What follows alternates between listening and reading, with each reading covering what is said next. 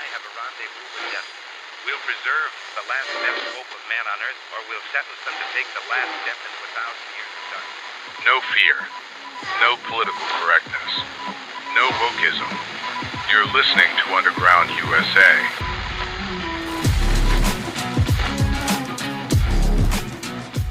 Over the weekend, we witnessed the prepubescent insolence of our country's crybaby leftist 60s throwbacks in the manufactured hands-off protests.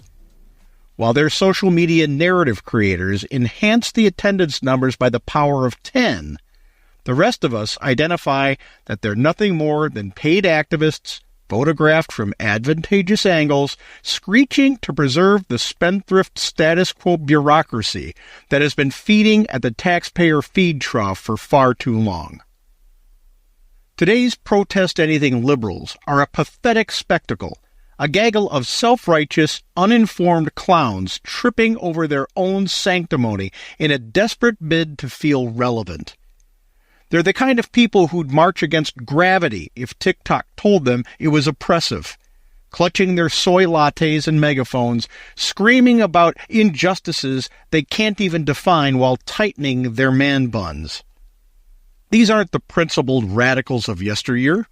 They're a hollowed-out caricature, a generation of intellectual lightweights who stand for nothing but the dopamine hit of their own outrage. They're not just ignorant.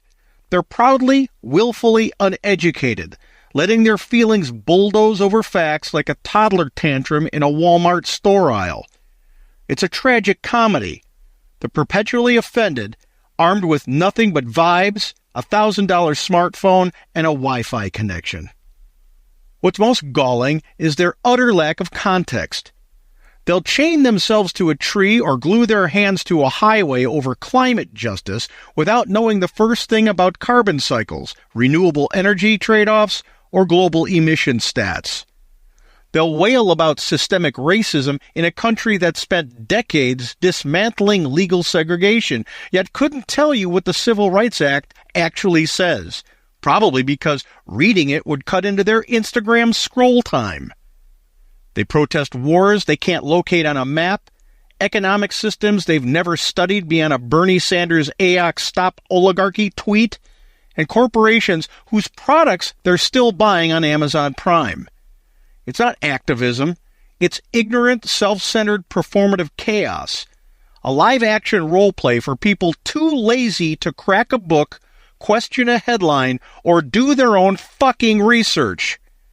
They're allergic to specifics and facts, because facts and specifics might demand actual thought. And oh, how they fetishize the 1960s, like it's some golden age of rebellion they're destined to resurrect. They're obsessed with Woodstock vibes, tie-dye aesthetics, and grainy footage of sit-ins, as if slapping a peace sign on their Blue Sky bio makes them kin to MLK or an anti-Vietnam marcher. Newsflash. The 60s radicals had skin in the game. Draft cards burning in their pockets, real oppression bearing down, and a coherent enemy in the military-industrial complex. Today's protesters? They're just nostalgic for a relevance they never earned, chasing a retro fantasy where they're heroes without doing the homework. The Summer of Love wasn't a hashtag campaign. It was a cultural upheaval, messy and grounded in specifics these modern wannabe posers couldn't begin to grasp. They're not inheritors of that legacy. They're tourists in it, snapping selfies at the gift shop. Worse, they're useful idiots, and self-righteously so. Marionettes jerked around by bought-and-paid-for community organizers, bankrolled by the far-left deep-pocket oligarchs. They aren't grassroots warriors. They're foot soldiers for billionaires like George Soros, Tom Steyer, and the Pritzker clan, who funnel cash through shadowy NGOs to orchestrate chaos under the guise of social change. The irony's thick enough to choke on. They rage against the 1% while doing the bidding of plutocrats who'd never deign to share a zip code with them, let alone a tax bracket. Those purchased organizers show up with pre-printed signs, megaphones, and a script, and these useful idiots lap it up, too blinded by their own moral pseudo-superiority to ask who's signing the checks. It's not a movement, it's a machine. And they're the disposable grease, lubricating the gears of an agenda they're too dim to decipher. Feelings are their god, and common sense is the heretic they've burned at the stake. Watch them sob over injustice without a shred of data to back it up, because why let reality ruin a good cry? They'll block traffic to save the planet, ignoring the idling engines spewing fumes around them or the fact that their own carbon footprint rivals a small factory. They'll shriek about fascism while silencing anyone who disagrees, oblivious to the contradiction staring them in the mirror. Facts? Those are for oppressors. Nuance? A tool of the patriarchy. They'd rather drown in their own tears than admit the world's messy, and their slogans don't fix it. It's not bravery. It's ignorant cowardice dressed up as virtue. A refusal to wrestle with complexity because that might mean they're wrong. And God forbid their fragile egos take a hit. The hypocrisy serves as a neon sign for their intellectual bankruptcy. They'll decry capitalism while snapping selfies on those $1,000 iPhones assembled in Chinese factories by slave laborers. They'll boycott Chick-fil-A for its CEO's opinions, but not the sweatshop-made hoodie they're wearing, or the fast fashion haul they just vlogged about. They're anti-establishment until the establishment pats them on the head, and then they're all in, licking the boots of any opportunistic politician, celebrity, or blue checkmark influencer who mirrors their tantrums back at them. They aren't revolutionaries. They're conformists in trans-rebel drag, parroting whatever the loudest voice in their echo chamber tells them to feel. Their rebellion is as authentic as a knockoff Gucci bag. At their core, they're irrelevant. Not because the issues they latch onto don't matter, but because they bring nothing to the table but noise. No solutions, no depth, just a primal scream in the void. They're not changing the world, they're annoying it. And deep down, they know it. That's why they cling to the 60s ghost. They're terrified of being forgotten, of being the nobodies history will prove them to be. So they march, they chant, they glue themselves to something, anything, hoping the optics will make them matter. But optics aren't substance, and feelings aren't facts. They're a protest generation that's lost the plot, manipulated by puppet masters they're too dim to spot, and too ignorant to care. Pathetic doesn't even begin to cover it. They're a walking obituary for critical thought, and they wrote it themselves. When we come back, our segment on America's Third Watch, broadcast nationally from our flagship station, WGUL, AM 930 and FM 93.7 in Tampa, Florida. You're listening to Underground USA. Wokeism is nothing but a repackaging of cultural Marxism, aiming to dismantle American values and the very fabric of our society. It's a dangerous ideology that seeks to divide us, pitting groups against each other in the name of pseudo-equality. We must stand firm against this threat, protect our heritage, and preserve the principles that made America great. We at Underground USA urge you to educate yourselves by taking the free courses at Hillsdale College to understand the depth of this issue. America's future depends on our vigilance and commitment to truth. That future begins with you.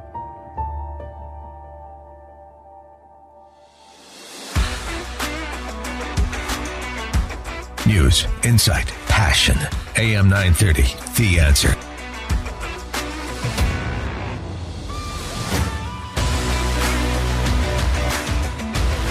You know, Frank, we've got these protests going on that went on across the country. The hands-off protests against Donald Trump and all things Trump and so forth. They're fighting the oligarchy and, you know, oh boy, I mean, gee whiz. Boy, I guess everybody's going to have to just rethink their whole worldview at this point. Yeah. Manufactured chaos. Yeah. That's what this is manufactured chaos that didn't quite create chaos. When you've got people, narrative creators for the far left getting on social media, blatantly using pictures that aren't associated with their protests. I mean, there were some that were time-stamped back from 2021. Oh, wow. That's how ridiculous this is.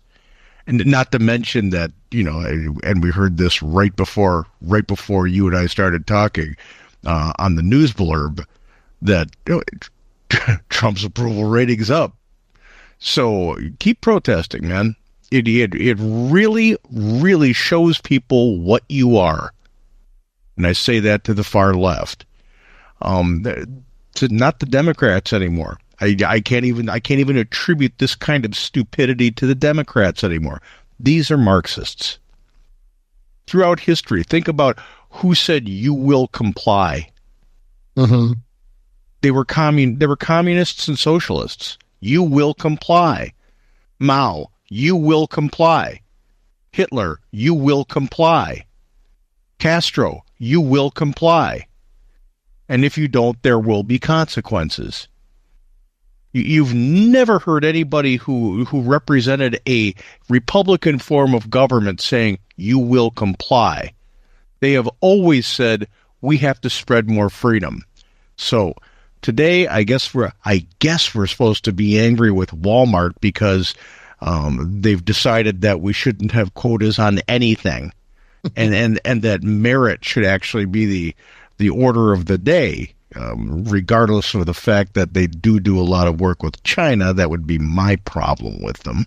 Mm-hmm. But as far as scaling back the DEI, everybody should buy one thing from Walmart today. Well, and even so, yeah, no, I agree completely, Frank. And even so, when you have, this idea of scaling back the DEI and somebody comes along and says, no, you have to have that in place. And then, as you said, quite rightly so, it should be on merit. Well, then the next thing you'll hear is, yes, but there's no real opportunity. And if there's an inequity in getting to that place where you could be judged on merit. In other words, it's never ending. It would never, ever be satisfactory to those who are pushing this kind of thing. To that screed, I say, show me the data. Mm-hmm. Show me the data. Under Joe Biden, opportunity went down like a sinking ship. In the first term of Trump, we had across the board now. This is across the board for every demographic, whether it be gender or race or nationality, across the board. Higher home ownership, higher small business starts, lower taxes. If you want to say that somebody created policy that included everyone and gave opportunity to everyone, it would have been Trump, not Biden. Trump, not Obama. Mm-hmm. But that doesn't matter because, they've got this bizarre, manufactured, manipulated definition of what equity is. Remember, we talk about equality. We talk about the equality of the races, of the genders, equality, and opportunity equality. They talk about equity, and that means everyone arrives at the same place, regardless of whether they've earned it, had the potential to do it, or had the opportunity. The outcome must be the same. By definition, that's communism. Right. So we've got to start calling these people what they are. They're Marxists. They're not Democrats. They're Marxists. And if the Democrats really want to salvage their brand, and right now it's toxic. Even Gavin Newsom says it's toxic. Mm-hmm. And that, boy, a declaration like that coming from Gavin Newsom, the poster boy for ineptitude as far as politics is concerned, that's a statement. But if the Democrats want to salvage their brand and not see their party go the way of the Whigs, they better cleave the communists and the Marxists from their party. Because right now, AOC's leading in the polls to replace Chuck Schumer up in New York, if you can possibly imagine that. Well, that is exactly what they want, isn't it, Frank? And I've seen multiple articles, the president's golfing, and how is this possible, this kind of thing. But I think he's got confidence in his strategy on this. He's also got confidence in his team. By the way, there's a website out there that lets you know how many times Donald Trump has gone golfing. Can you believe that garbage? Right. Sure. I mean, we've got to find everything in the world to condemn this man for. Now, how many times did Barack Obama go golfing? We don't know. Yeah, we have no idea. Yeah. We have no idea. How many times did Joe Biden go on vacation? What was it, 40% of the time? Right. Well, that's all right. No, there's no websites actually plotting where Biden parked his ass on the beach for weeks at a time while no one knew who was running the government. Right. Exactly. Yeah, they have to paint him in a way that castigates him because, and everybody say it together with me, they've got nothing. Has anybody from the left, including AOC and Bernie, taken to the airwaves saying, here's my alternative plan. Here's how to make sure that the other countries don't take advantage of us with inflated tariffs while we take it in the teeth. Here's my plan on how to make that not happen. Here's my plan on how to make the economy hum. Here's my plan on getting rid of fraud and waste in government. Everybody runs on getting rid of fraud and waste in government. The left has said it ad nauseum every election cycle. And I will expunge fraud and waste from our federal government to save Social Security, to save Medicare. Never done it. Right, exactly. Well, then they will say tax the rich, but that's about it. Yeah, these billionaires are a big problem. Horrible. And I'm surprised the billionaires keep giving them money, because 70% of the billionaires in the United States fund the Democrat Party. Yeah. So they're advocating for going after the people that support them. So you got to wonder how brilliant some of these billionaires are. Exactly. Well, Frank, there was a great post that you had for undergroundusa.com late last week on Friday, and it talked about tariffs in relation to income tax in this country and where the government could really get its income as opposed to getting it through the typical income tax process right now. Can you tell us a little bit about that, because that helps put into perspective how powerful these tariffs really could be? If we go back in history, in the very beginning, now granted our country was very, very different in the beginning. The federal government was much smaller. Our needs as a public were diminished from where they are today by a lot. So I'm not trying to equate that. But tariffs actually were the lion's share of where we got the money for our federal government. And you go throughout history to, let's say, 1913. Okay, this is the beginning of the Wilson era right there, where the progressives said we have to change everything. Tariffs accounted for just under 50% of what our federal government spent. 50%. Wow. It funded 50%. Today, tariffs, pre-Trump, 1%. Okay, so we've got this gigantic trade deficit with the rest of the world. And, as we've been talking about, when we talk about tariffs, you've got some items, even between one of our biggest trading partners, which is Canada, with a Canadian tariff of 284% on milk, U.S. milk. It's ridiculous. Beef, butter, the same thing. So it can't be argued that the world has been inequitable with the United States when it comes to trade. It's the proof is everywhere you look. So we have to dispense with that. But when you look at the projections that Trump and his team have put forward, they're saying that if implemented correctly with reciprocal tariffs and that 10% tariff across the board going into the future, that it'll generate between $500 billion and $1 trillion. And when you look at the repatriation of companies and the tax revenue that will come from corporate taxes, they estimate that at another $500 to $1 trillion. That comes out to about $2 trillion when you do the math on the good side.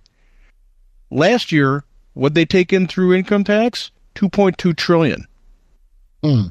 So those totals start to equal out, and you even had the Treasury Secretary over the weekend saying, and you have to consider the possibility that we will glean so much from tariffs themselves that the income tax may become a thing of the past. Now, I've heard a lot of promises from politicians about taxes, and we have to lower them and cut them. I've never heard a politician say, let's eliminate them. Yeah. Wow. And give a pathway to do it. So short of repealing the amendment that created the income tax, this is a way to do it. And you couple that with a slashing of 25% of the jobs over at the IRS, which is coming down the pike. You have to look at the seriousness of what they've been floating. Nobody else has had guts enough to float that idea because they're afraid of getting targeted by the deep state bureaucracy. Trump's not afraid of that, and his team isn't afraid of that, and God bless him for it. So, if you're a working person and not one of those billionaires who funds the people who says that hey, we have to tax the rich. We have to eat the rich. What happened to those people? Eat the rich. We have to eat the rich. Well, you're eating your own. Go ahead and cannibalize your party, you moron. But if you're a working class person, how you can give some deference to this idea and say, you know what? When you have 8% of the people controlling the stock market, and it goes down by 8%, over the weekend. I think it's peaking at 12 and starting to come back already. Your 401k is going to bounce back. We're still way ahead of where we were in 2021. Way ahead when it comes to the Dow. So let's dispense with that canard that this is some kind of economic catastrophe.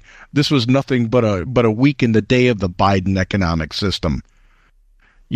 But you gotta give this tariff thing a chance to work. That's why I'm kind of disappointed in Rand Paul. I usually support him because he's a constitutionalist and a free market guy. But we've got to look at this because this is a major reset of global economics, moving away from globalism. You even had the UK Prime Minister, Keir Starmer, saying the age of globalism is dead now. Yeah, that's huge. That's really something. And you touched on something, Frank, the idea of, making these markets go down, or, they're saying Trump's doing this on purpose.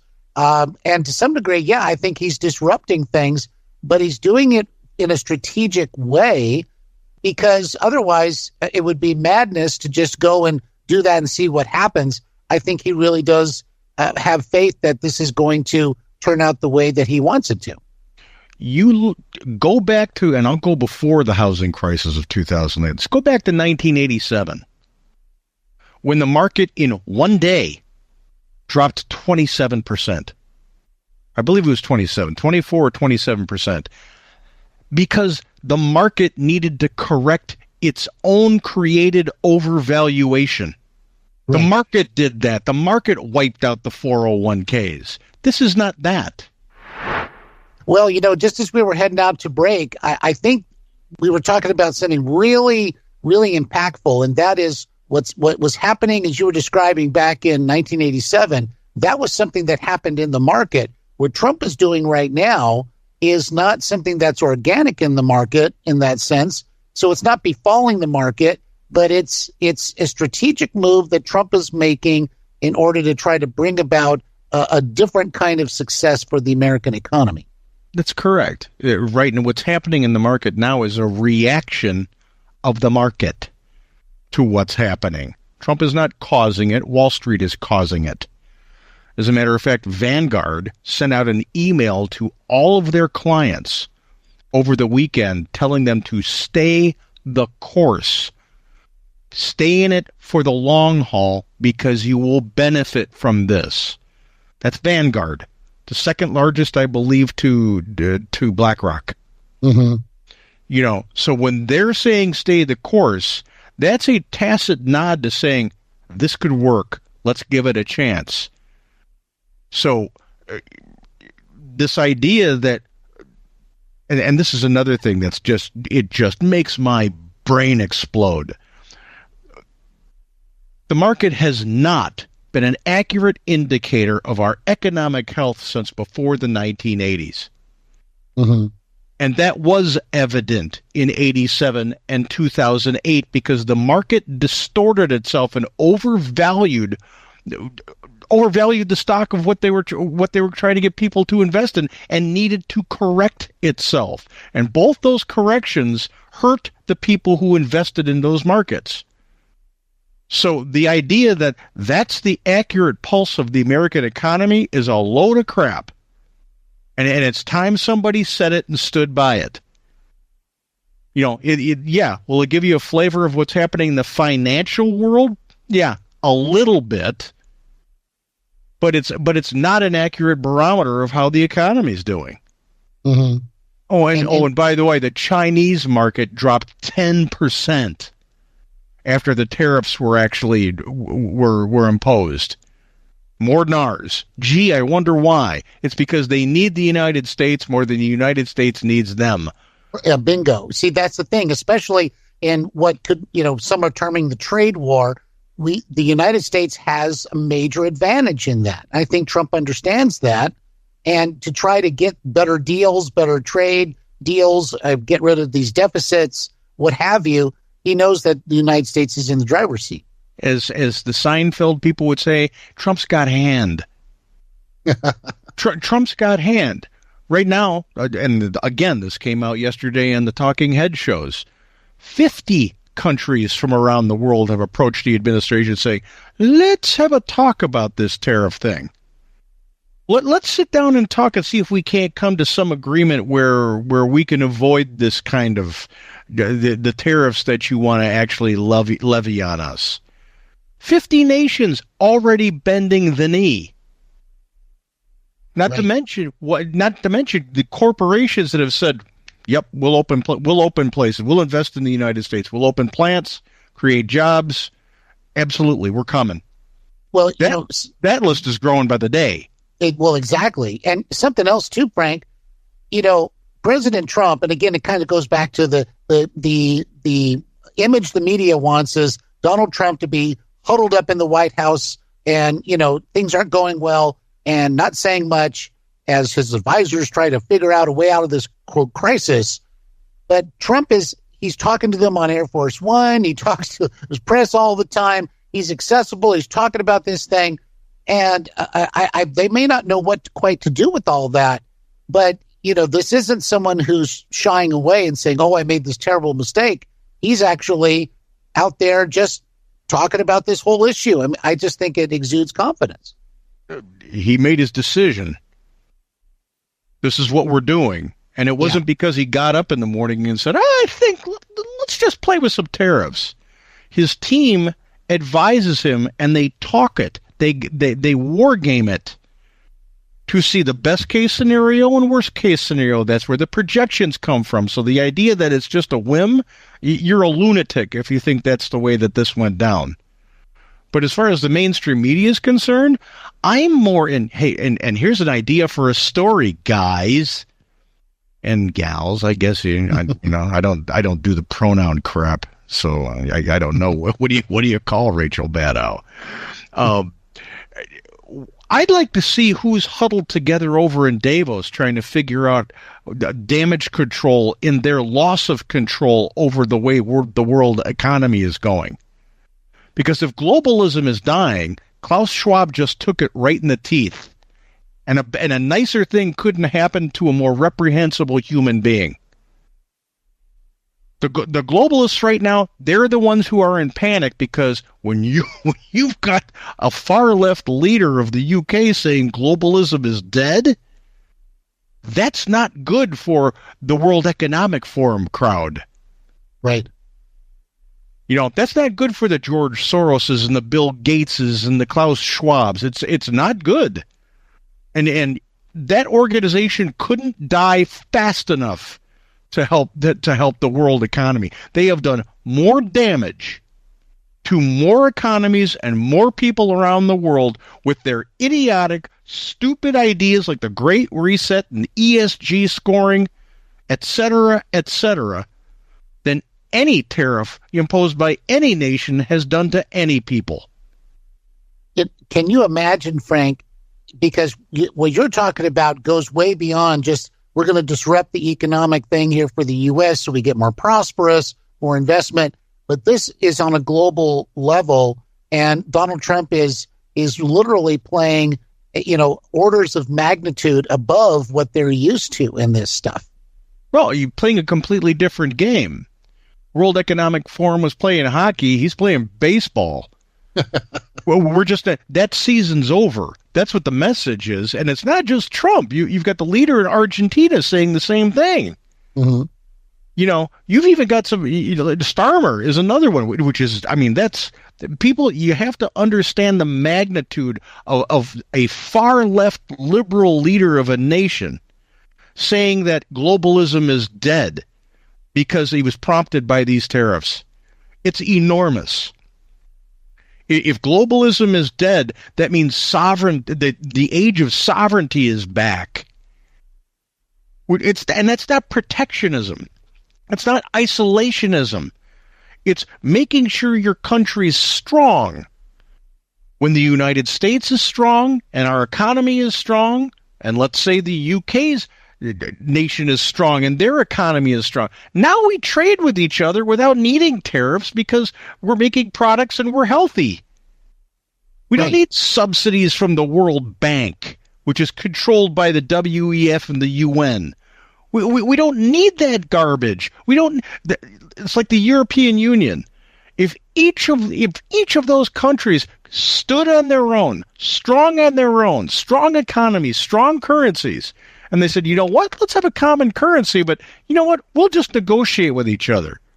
They wouldn't need the EU, this over-glorified pseudo-government that has layered itself on top of all the governments of Europe. So this end of globalization, it's a really, really good thing. And it was prompted, or I should say triggered, I guess. I don't know. It was triggered by Donald Trump's tariffs. Yeah. So hey, people on the left, say freaking thank you. Right. Yeah. Well, and quit keying Teslas, being so incredibly moronic. Yeah.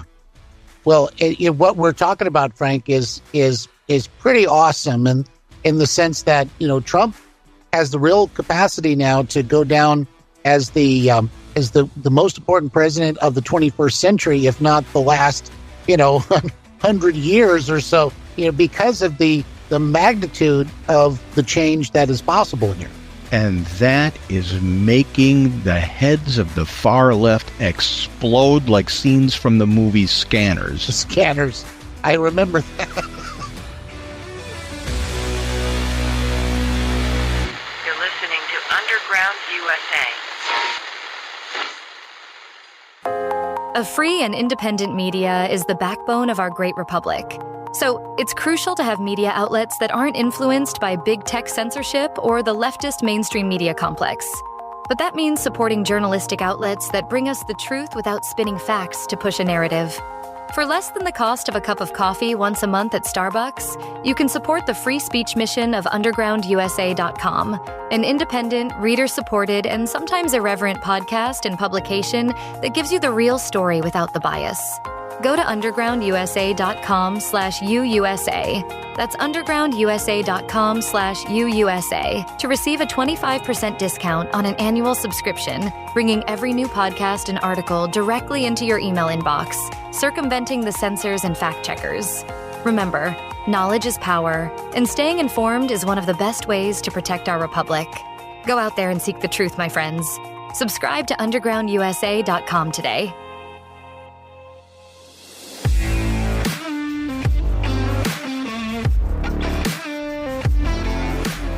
Since the end of World War II, the world's been sold a utopian dream: globalism. The idea that dissolving national borders and fostering interdependence would lead to peace, prosperity, and unity. The globalist elite, unelected bureaucrats, corporate titans, and technocrats like Klaus Schwab promised that intertwining economies and cultures would lift all boats. Instead, this grand experiment has capsized, leaving national economies battered, international relations strained, and the average citizen paying the price for the hubris of a disconnected ruling class. Far from delivering harmony, globalism has eroded sovereignty, hollowed out industries, and set the stage for a reckoning, one that leaders like Donald Trump are finally addressing with bold, abrupt, unapologetic moves like reciprocal tariffs. Let's start with Trump's tariffs, a policy smeared by the globalist cheerleaders as protectionist or isolationist. The reality is, in the long run, they're a lifeline for the United States. For decades, America has been the world's doormat, exporting jobs, importing cheap goods, and letting countries like China exploit lopsided trade deals. The U.S. trade deficit ballooned to $947 billion in 2022 alone, a testament to how globalism gutted American manufacturing while fattening the wallets of foreign regimes. Trump's reciprocal tariffs flipped that script. If you hit us with tariffs, we hit you back. Hard. This isn't about starting a trade war. It's about ending the one America's been losing for years. By leveling the playing field, these tariffs incentivize domestic production, bring jobs back to American soil, and force other nations to rethink their predatory trade practices. The U.S. economy grows stronger when it stops hemorrhaging wealth to subsidize everyone else's. The ball's now in the court of other world leaders. Globalism's house of cards relies on America playing the sucker, absorbing trade imbalances while its own workers suffer. Trump's tariffs signal that free ride is over. If countries like Germany, Japan, or India want to avoid a debilitating international trade war, they'll need to equalize their trade policies with the United States. No more flooding American markets with subsidized goods while slapping barriers on U.S. exports. The European Union, for instance, loves to preach fair trade, but maintains a $180 billion trade surplus with the U.S. as of 2023. That's not fairness, it's exploitation. These nations can either adapt, cutting their own tariffs and opening markets, or face the consequences of a U.S. that finally prioritizes itself.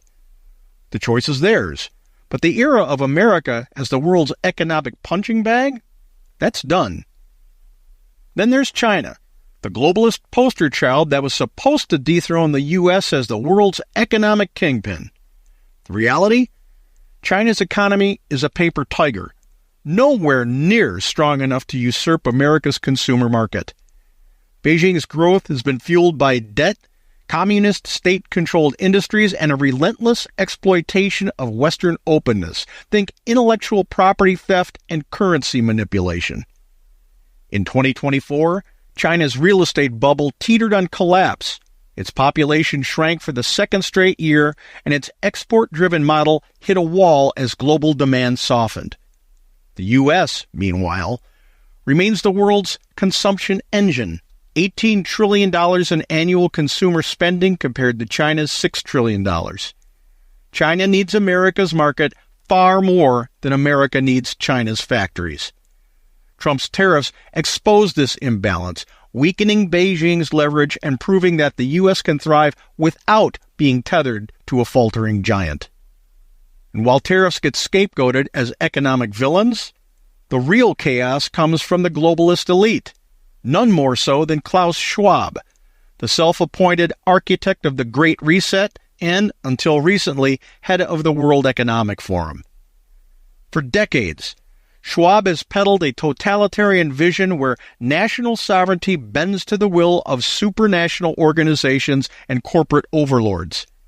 His tenure has been a masterclass in economic sabotage, pushing policies like ESG mandates that strangle businesses with red tape, advocating for digital currencies that erode financial autonomy, and championing a borderless world that dilutes labor markets and wages. The World Economic Forum's Davos crowd cheers as supply chains stretch thin, energy prices soar under green agendas, and inflation ravages the working class, all while they jet set to their next summit. Compare that to tariffs, which are targeted, transparent, and reversible. Schwab's meddling has done more to destabilize economies than any trade policy ever could. Even more so, some may say, than George Soros. The post-World War II globalist experiment promised unity but delivered division. National economies, like America's, have been sacrificed to prop up a system that benefits a tiny elite while leaving nations vulnerable to supply chain shocks, as seen during the COVID pandemic, when reliance on foreign goods became a liability. International relations? They're worse than ever, with distrust festering between nations forced into unnatural interdependence. Look at the U.S. and China. Globalism didn't foster friendship. It bred rivalry, espionage, and a Cold War redux. The European Union, once a globalist darling, is fracturing under the weight of its own contradictions. Brexit was just the start. Trump's tariffs, China's fragility, and the failures of figures like Schwab expose globalism for what it is, a fantasy that enriched the few at the expense of the many. Nations thrive when they control their own destinies, not when they're yoked to a sinking global ship. Other leaders can cling to the old playbook, but they'll find that the U.S., under leaders like Trump, won't play along. The move toward interdependence didn't unite the world, it weakened it. It's time to admit the experiment failed and chart a course back to sovereignty, strength, and self-reliance.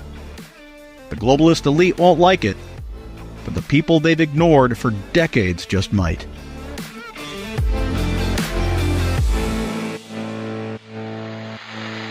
You're listening to Underground USA. Our constitutional republic is under siege by the neo-Jacobins of the radical left, pushing socialist agendas that erode our freedoms. Engaging with your elected officials isn't just a right, it's a duty. Your voice ensures they uphold the rights of the individual, protect the Constitution, and resist the left's overreach. Visit govtracks.us to contact your elected officials and stay informed on legislation. The midterms are coming. Together, we can safeguard liberty and make sure America stays on the right track.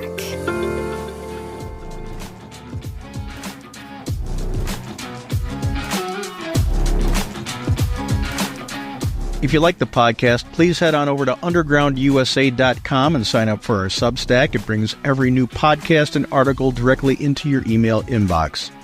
And do your part to safeguard our republic. Talk politics, current events, and even religion with your family, friends, colleagues, and acquaintances.